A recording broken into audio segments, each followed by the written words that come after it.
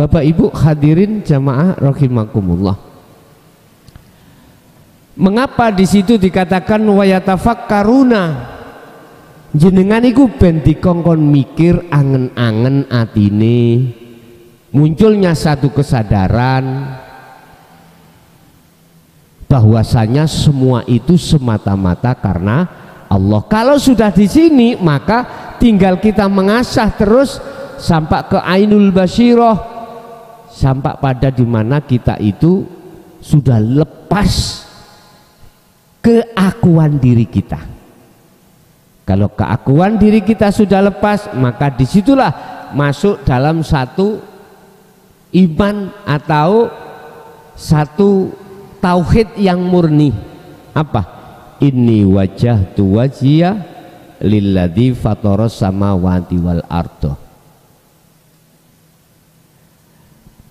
Jadi bertemu itu bukan perkarane ada dua. Maksud makrifat itu bukan perkarane ada dua, roh bertemu Allah, bukan. Itu kan dari satu sisi pandangan muraqabah memang seperti itu, tapi kalau sudah masuk di ranah ahad, di ranah musyahadah, itu fanae sudah gak berlakunya kita sebagai makhluk. Inilah yang dimaksud innani anallah la ilaha illa ana. Yang muncul di dalam orang-orang makrifat hatinya itu keakuannya Allah, bukan keakuannya siman tadi sebab digerakkan Allah. Tidak. Dalam pandangan orang makrifat itu makhluk itu sudah tiada, sudah gak fungsi, sudah gak fungsi. Jadi yang berfungsi hanyalah akunya Allah. Ini Pak, inilah yang kumaksud ahad itu di situ. La ilaha illa ana, tidak ada Tuhan yang wajib disembah illa ana, kecuali saya. Jadi ketika jenengan iki sholat jasmani ini, ruhania sampean wis gak ngaku jenengan ada, wis gak fungsi.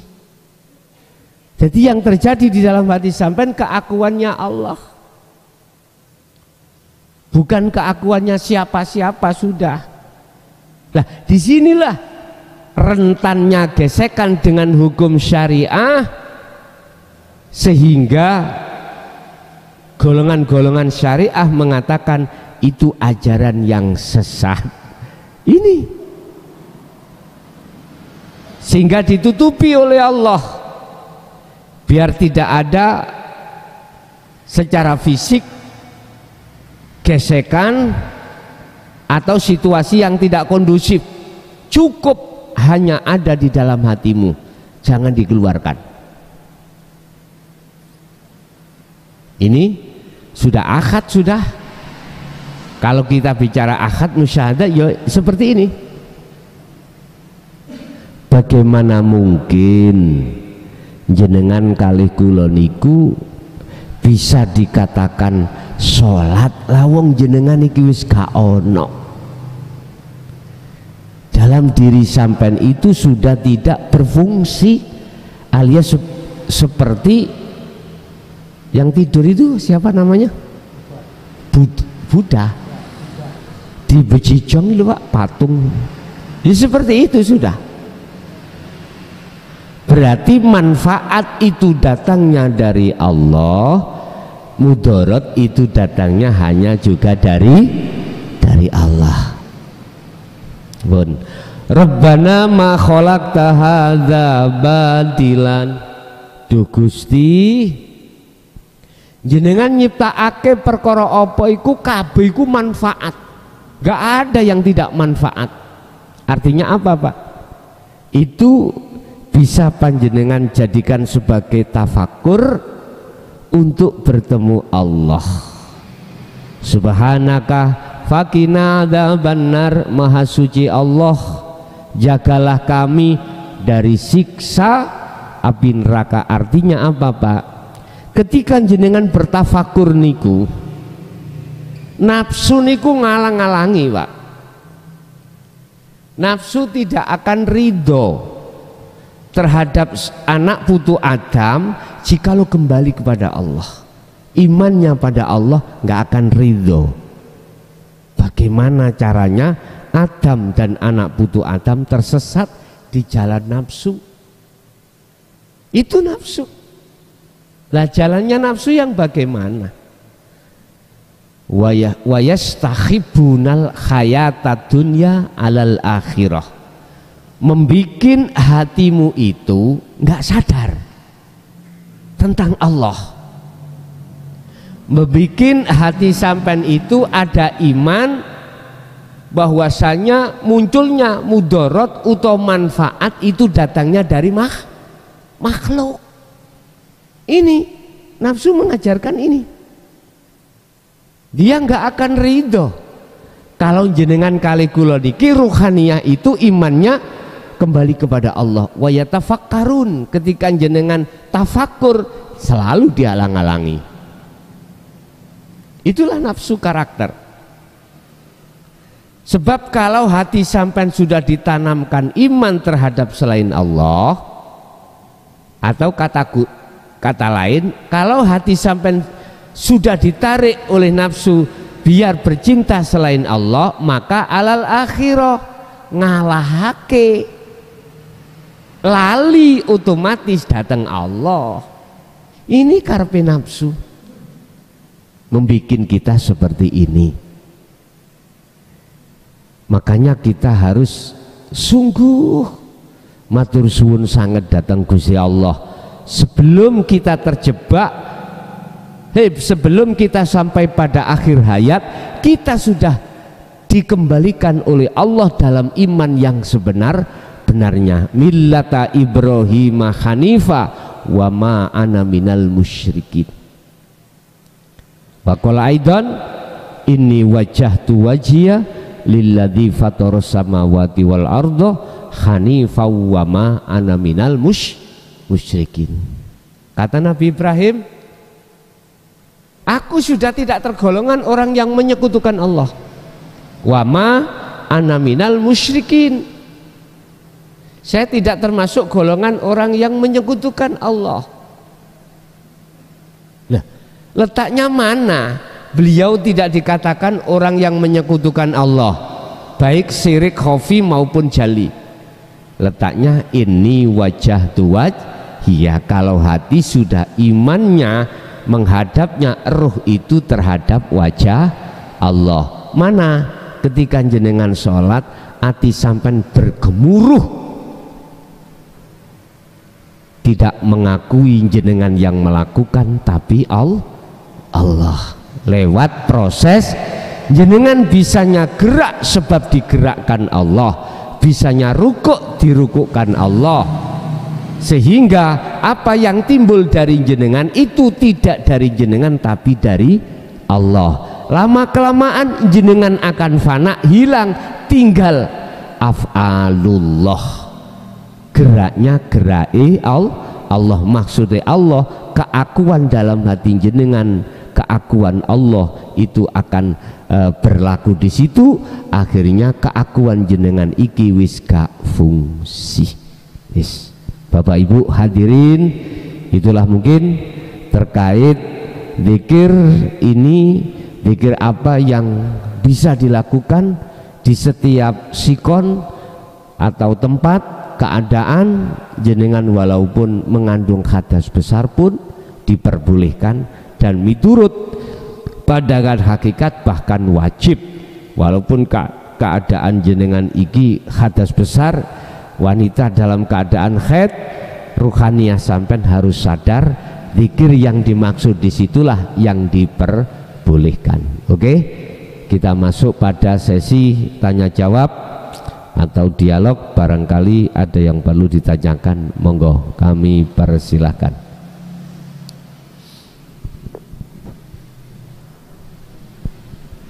Assalamualaikum warahmatullahi wabarakatuh. kula tanglet Gus, bedane tiyang zikir sirri Allah Allah kalih sirri sholawat cekap mekaten mawon matur nuwun. Perbedaan antara orang berzikir sirri dan sholawat itu bagaimana? Dalam afdol yang mana? Langoten nggih.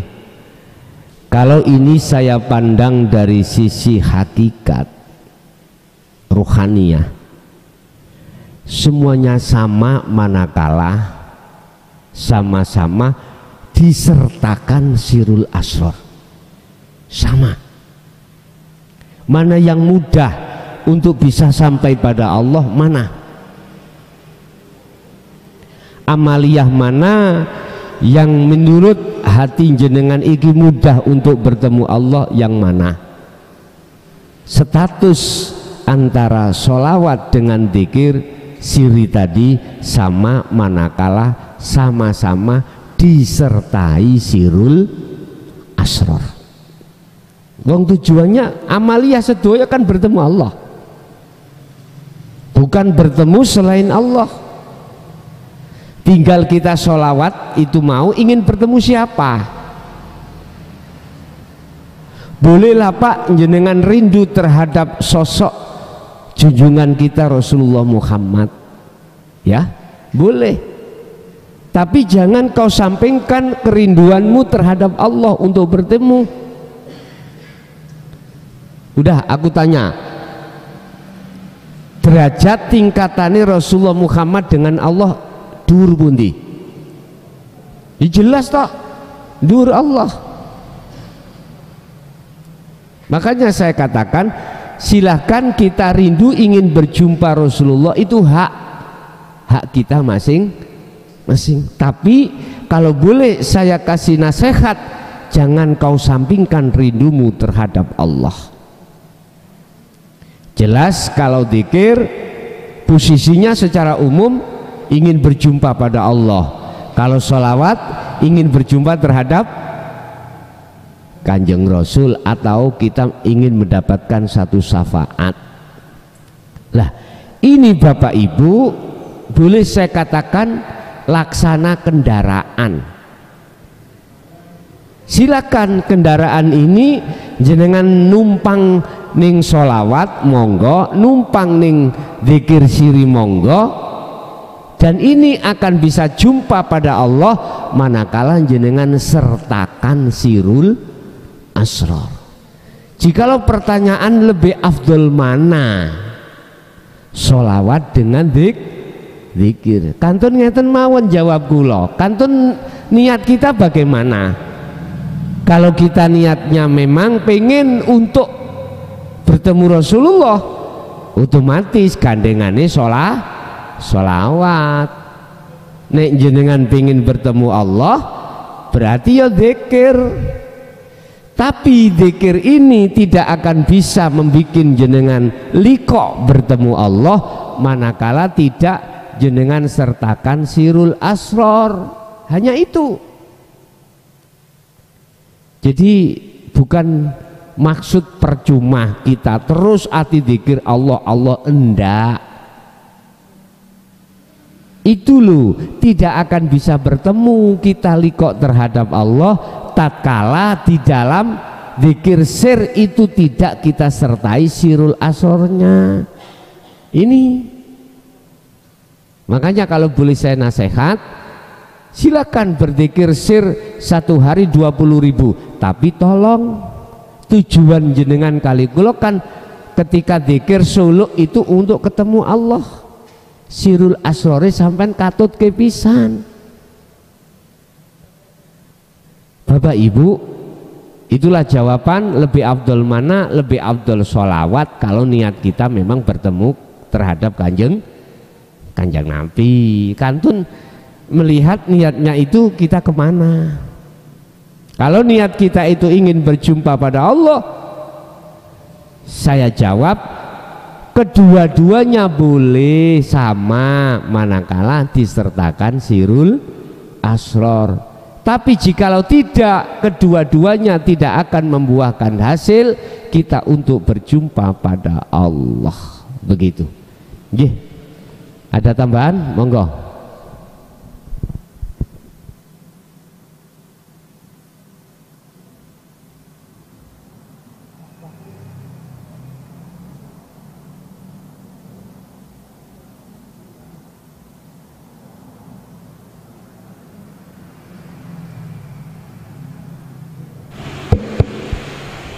Assalamualaikum warahmatullahi wabarakatuh. Niki sing kula takokaken Gus, niki napa nate kula takokaken napa dereng kula lali, tapi sakniki tetep kula takokaken. Enten kata-kata ngaji yo sing temen, nek melarat cek seneng, nek soro ya cek seneng. Lah niku maksudipun dos pundi? Matur nuwun. Nek ngaji ya sing nemen, ngaji ya sing temen, nek melarat cek seneng, melarat. Nek soro ya cek seneng. Nggih.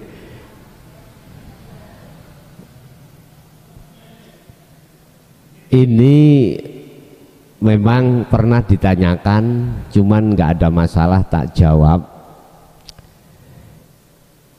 Berangkat dari alladzina yastami'unal qaulah. Babakan ngaji iki fungsinya supaya ada kefahaman ketika kita berlaku. Jangan kau melakukan sesuatu yang kau itu tidak mengerti. Ngaji itu disuruh untuk sing temen supaya mendapatkan kepahaman. Kalau sudah mendapatkan kepahaman, maka ketika melakukan sesuatu itu oleh karena didasari dengan ilmu pengetahuan yang benar, maka jadinya benar. Contohnya iki ilmu tentang urip, udah paham ilmunya urip, tentang urip, hayat, hidup, paham. Otomatis tatkala jenengan ini menghadapi melarat, utawa nama situ Imam soro, itu nggak ada di dalam hati sampean, itu munculnya dari jenengan. Iki nek pun ngerti ilmu nih loh nggih. Tadi la haula wala quwata illa billah. Datangnya soro, datangnya melarat secara fisik, dunya gak duwe apa-apa, iku sangka Allah. Lah terus mengapa Gusti Allah kok membikin si A melarat, soro gitu? Membikin si B kok lancar, dunyane akeh. Gak soro blas lah ngoten nggih. Terus sisi enten gak soro. Niku lak sawang sina. Sampeyan takoki sing nglakoni, mikir mumet tambahan. Wis kula uraine. Allah ada maksud mengapa kita dimelaratkan. Ada maksud tersendiri yang banyak manusia tidak mengerti, mengapa kita disorokan. Secara fisik nggak punya apa-apa. Lu iki ning maksud supaya si hamba ini tidak terlalu beban hatinya menuju Allah. Sebab sing ngalang-alangi ku perkara ngono kuwi. Ngalang-alangi hati sampean iki untuk ke Allah itu ya perkara kuwi. Contoh, sampean duwe motor 5, untuk tidak merasa mengakui mobil sampean iku lebih sorok, lebih abot jenengan duwe motor 5 daripada gak duwe blas. Untuk memfungsikan la haula wala quwata illa billah, ketika jenengan kali kula di saat punya mobil 5 atau tidak punya blas. Abot pundi? Abot gak duwe abot sing jenengan iki punya mobil 5. Jenengan dipaksa untuk mengatakan iku mobilnya Allah. Lah ngoten toh? Duduk mobilku.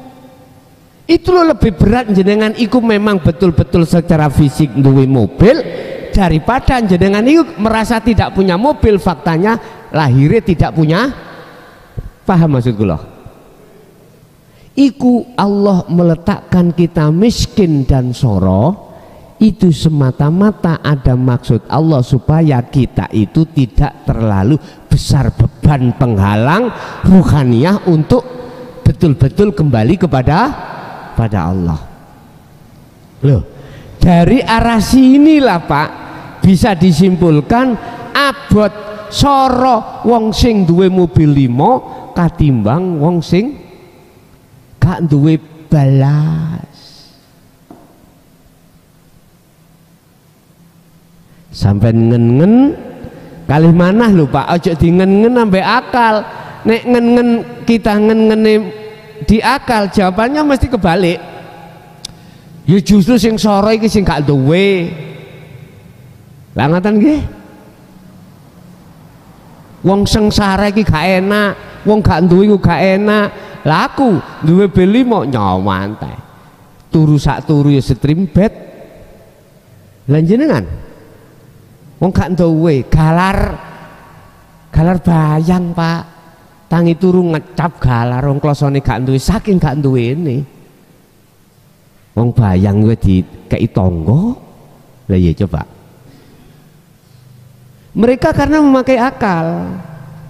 Lah jenengan memakai hati, iman. Akhirnya jenengan yang diposisikan melarat gak duwe bahasa dohir iku nyolek tedanan ae cari makannya soro, justru jenengan malah matur suwenang Allah. Oke Pak, logika ini jenengan dari rumah datang ke sini sepedaan motor ditumpaki wong, mohon maaf mburi sampai niki ono beras gelangsingan sak pintal, abot ndi perjalanan sampean iki sepeda motor gak ono bebani, gak ono berasi, jelas abot nggawa beras sak pintal. Iku logikanya seperti itu. Kita kembali kepada Allah. Allah sudah menyatakan, bahkan ini tertuang di dalam kitab Hikam Pak, jikalau satu hamba itu hatinya sudah ada rindu untuk bertemu Allah, maka Gusti Allah itu sengaja memutus hubungan ruhaniyah dengan kesenangan dunia, diputus Pak. Makanya mayoritas yang ngaji ini melarat ujiannya tambah gede. Ojo kaget sampean ya, pokoknya sampai nek ngaji nang mukhlason siap melarat siap mati. Nek gak gelem yo ngaliyo. Wis kari ngono aku iki pau enak lho Pak. Pau enak, pol enak. Dikira cara kula niki pengikut wake tambah seneng ah. Mboten estu. Hak mboten. Kula namung sagete ngenten, ditekakno pira ya wis tak ayahi, mek ngoten tok. Makane kula takok, Gus santri sampean wake, wis mbuh gak ngerti. Ngono tok kula. Nyun sewu niki secara iman jikalau saya menjawab Pak, secara iman loh ya, mboten secara logika. Nek secara logika jawab kula logika, secara syariat ya jelas penak pengikut ukeh lah ngoten nggih. Iki. Tapi bagaimana caranya jenengan ini dohir iku sugih, dohir iki mang berkelimpangan kemewahan, terus hati sampai niku tidak bisa terhalangi dengan kesugihan iki. Iki piye carane? Ya dadi yo kaya iwak sing urip nok nggone laut, bendino awake campur banyu asin tapi gak tahu asin. Iwak ning laut lho Pak. Ben detik to niku. Gembul ambek banyu asin, tapi ketika sampean pundut, sampean dahar tidak terasa asin. Coba iwak tahu sampean uyai diluk ngono jelas asin. Wis. Terus apakah Allah itu memutus hubungan dengan kesenangan dunia itu sak lahire apa batine tok? Nek batin iku mesti niki. Nek ruhaniyah mesti sampean iki dipisahno Allah dengan kesenangan dunia. Tapi jasmaniyah ini belum tentu. Kadang sampean iku memang tambah dimelaratno, asal enak-enak lancar, pingin ngaji tauhid terus ngamalno, ujane teko wadah bojone purik, nek gak ngono anake ra mulih-mulih, terus bisnis sampean iku omsete menurun. Nah, memang kalau seperti ini ingat, Allah itu masih sayang pada kita. Sebab tatkala itu malah diunggahnya Allah duniawiyah kita akan terjebak di situ ruhaniyah. Wis. Ada juga malah kebalikannya Pak. Si A dimelaratno, si B malah disugih nih. Tetap sampean iki kudu husnudzon pada Allah.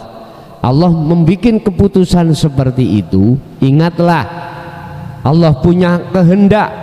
Manakala ini didatangkan sak mewah apapun, hati jenengan ruhaniyah jenengan tidak pernah bisa terpengaruh dengan hal itu. Yang nomor dua, justru dijadikan Allah sebagai lintasan jenengan ini untuk bisa aweh terhadap lian, bisa aweh memberikan manfaatnya terhadap orang lah. Khairun nas anfa'uhum linnas. Ini hadis Rasulullah. Sebaik-baik menungso yaiku bisa memberikan manfaat terhadap yang lain. Bagaimana kita bisa sodako wong duit gak ndawe?